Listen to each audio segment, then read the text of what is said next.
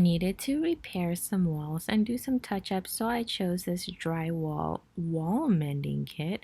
This is a 2-pack and it literally comes with all of the materials you would need to repair your wall, like sandpaper, 2 of them, and the scraper, and of course the little funnel thingy-mabob. The instructions are very simple, so let's put on the little squeeze tubey thingy and clean your wall. Squeeze just enough product out so that it fills the hole, and then of course even it out with a spatula, which is so awesome. It comes with everything. I let this dry overnight, and after that you can sand it down so everything is even and paint your wall. This was so easy, and now this area looks so pretty. Just look at this. The other area that we were fixing is our garage wall. There was so many holes that we needed to fix, and this is so nice. Just look at the result.